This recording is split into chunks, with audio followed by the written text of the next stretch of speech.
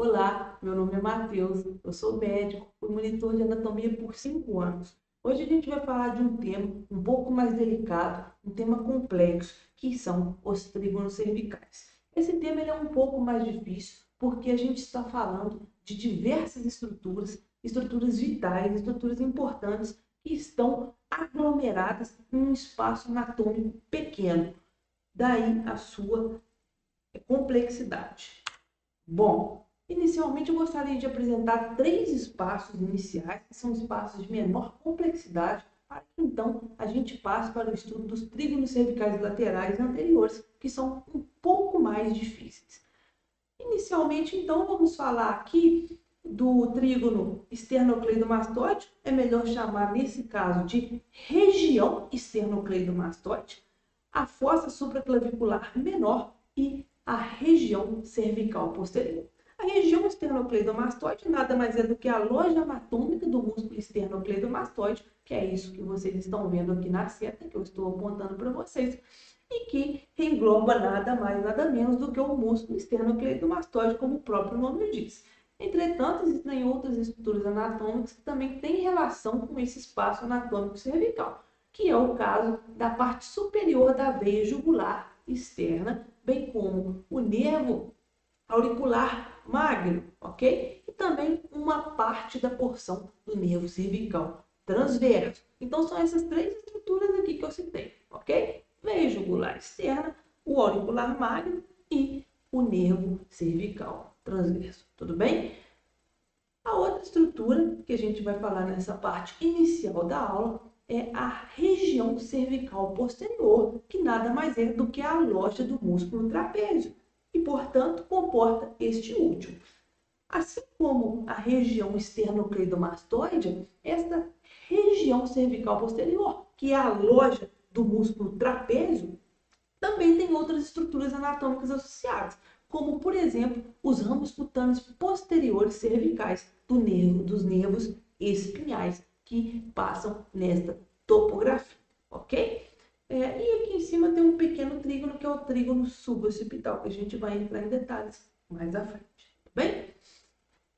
Por último, a gente fala aqui da fossa supraclavicular menor, que é uma pequena fossa que está localizada entre os 2 ventres de inserção do esternocleidomastoide. A gente sabe que o esternocleidomastoide ele tem uma inserção external e uma inserção clavicular. E entre essas 2 inserções, juntamente com o terço aqui da clavícula, o terço medial, temos esse pequeno trígono supraclavicular menor, que a gente pode chamar de fossa supraclavicular menor. E o que tem de estrutura anatômica aqui? Basicamente a porção inferior da veia jugular interna, ok? Entendido isso aí, pessoal? Vamos para a próxima parte, então.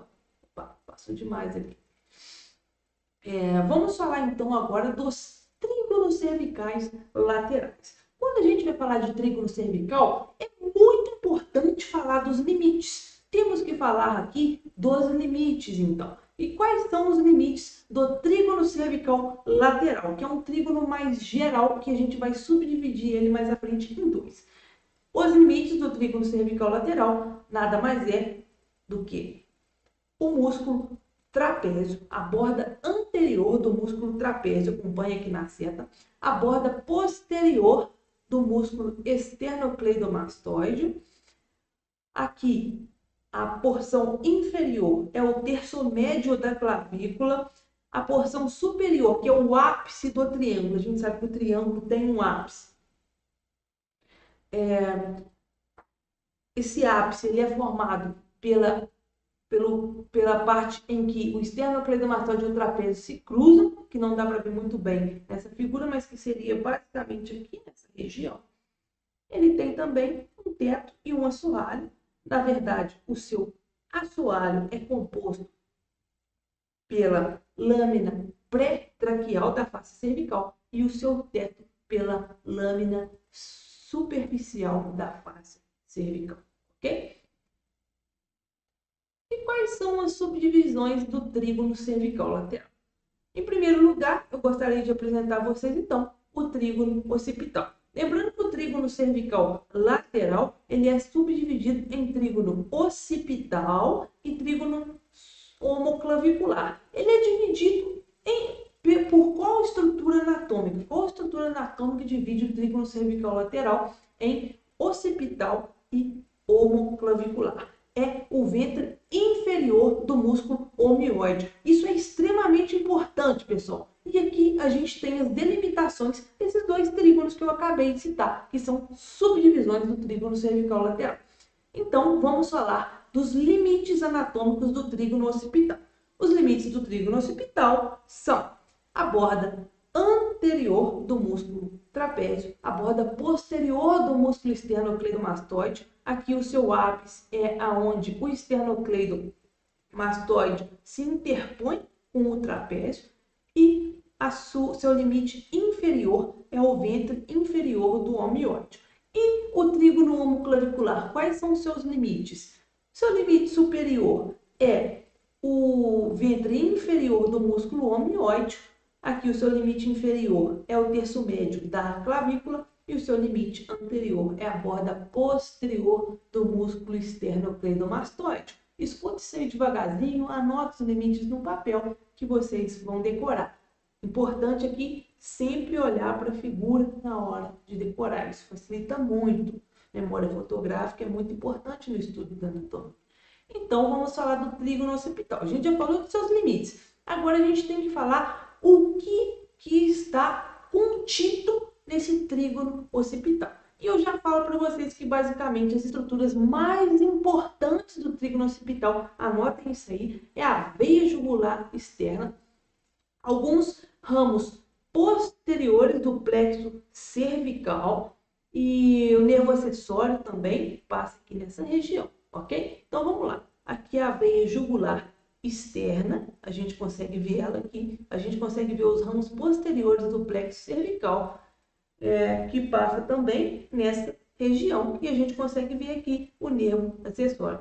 Por ter essas estruturas nervosas importantes aqui nessa região, a gente tem um ponto que é o ponto nervoso do pescoço, localizado nesse trígono, ok? Que é uma região de sensibilidade neuronal muito grande nessa topografia, ok?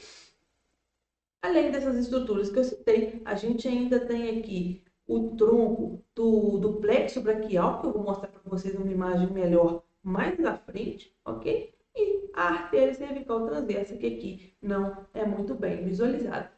E por que o nome desse trígono é trígono occipital? Porque bem no ápice desse trígono, que é o trígono occipital, a gente consegue ver aqui a artéria occipital. Daí o seu nome, ok?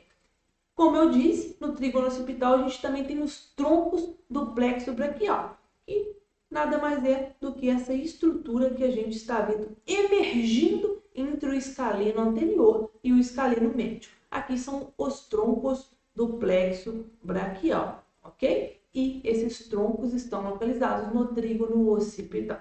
Tudo bem? Entendido isso aí, pessoal? Então vamos para o trígono homoclavicular. A gente disse que o trígono homoclavicular é a subdivisão inferior do trígono cervical lateral.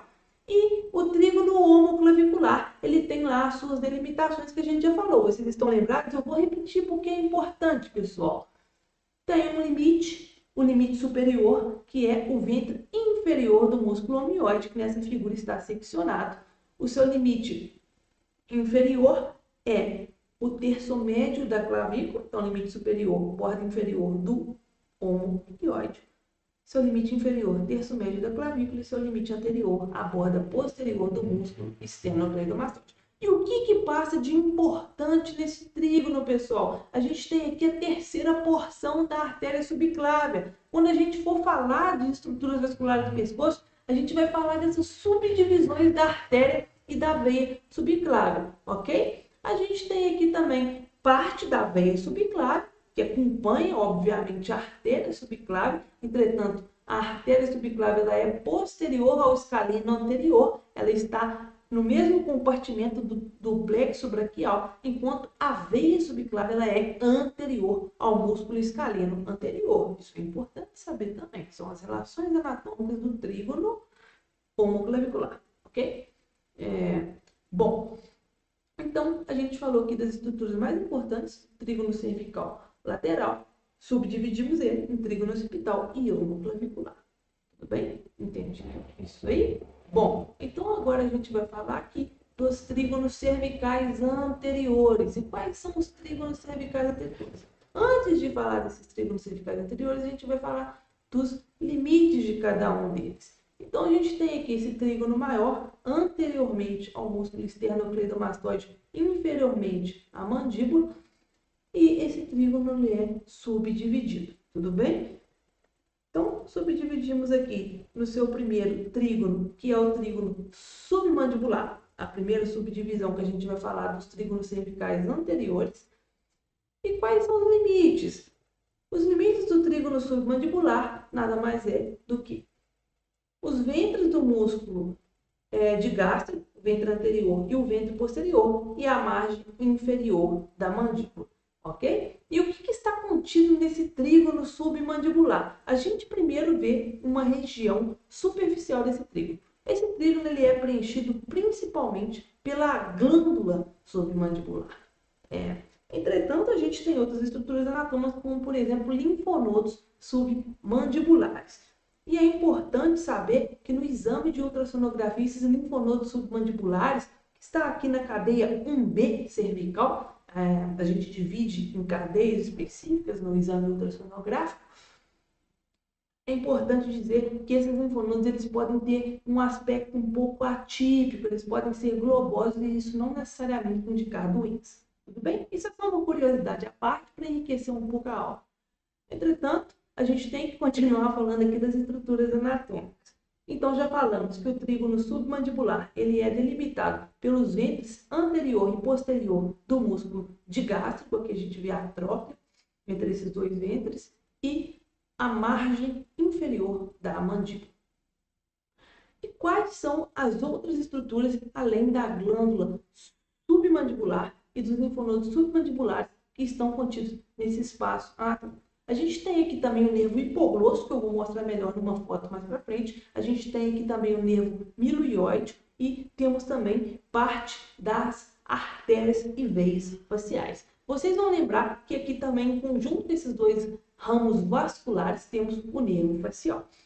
A artéria e a veia facial, elas ganham a face tangenciando em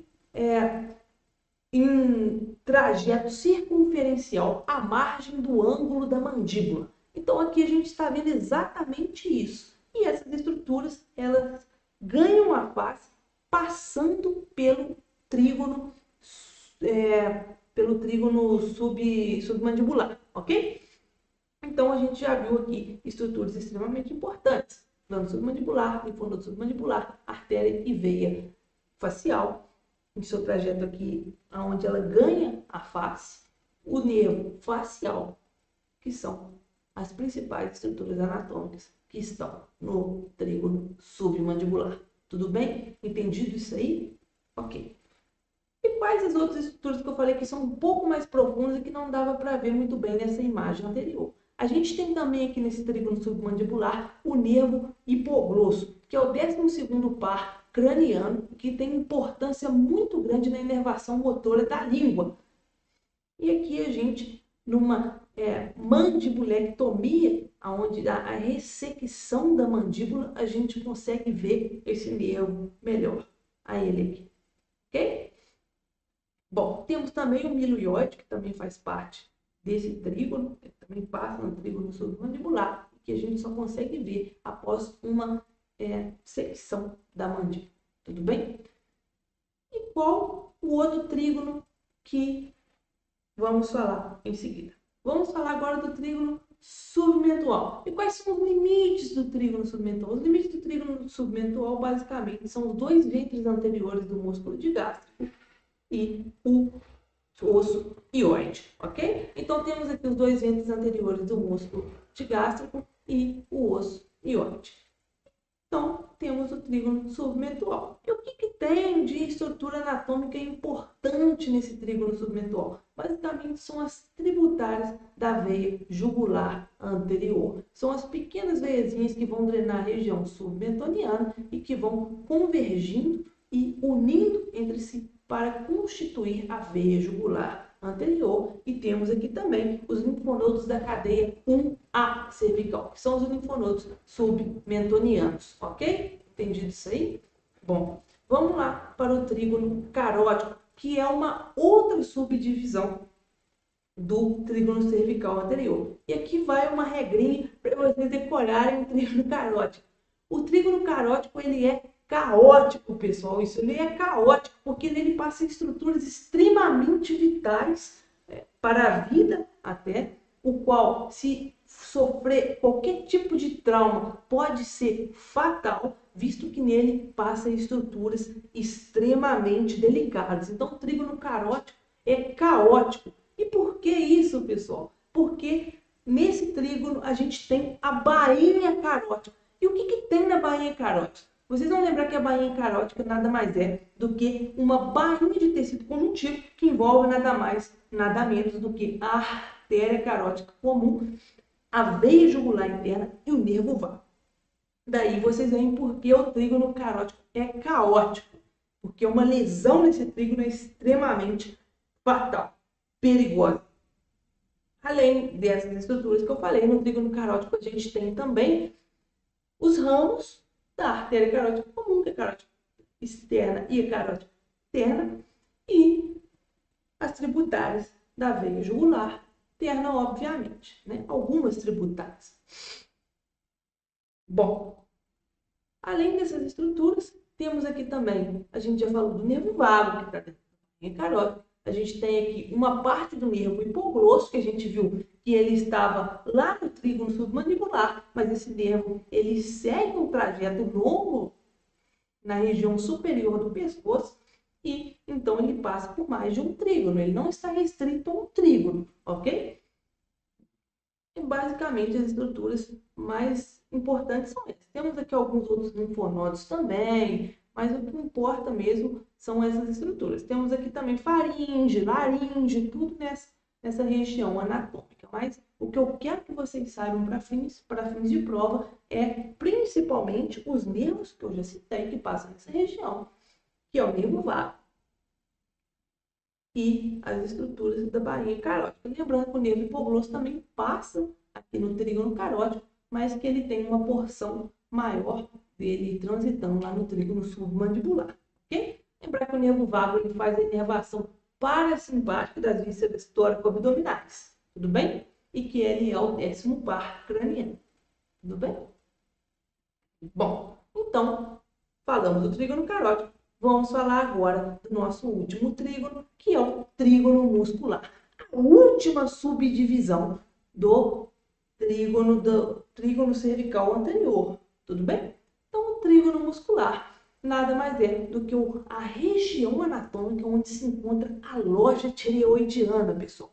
Então, aqui nós temos a tireoide, as artérias e veias tireoides inferiores, a gente tem as paratireoides e temos aqui os músculos que são envolvidos pela lâmina pré-traqueal da face cervical, que é o músculo externo iótico e o músculo externo tireoide.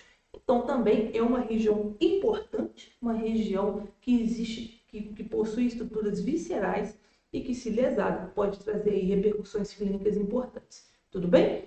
E faltou falar dos limites aqui do trígono muscular e do trígono carótico. Para vocês entenderem os limites desses dois trígonos melhor, eu volto aqui nessa figura, que é a melhor figura para vocês estudarem os limites dos trígonos. Tudo bem?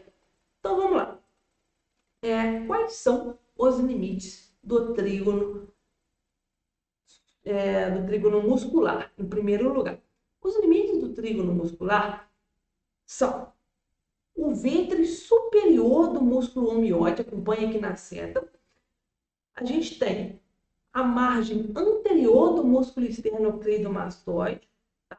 E por último, o músculo externo ióide. Esses são os limites do trígono muscular, tudo bem? Lembrando que a gente tem todos esses trígonos no lado direito e temos também no lado esquerdo.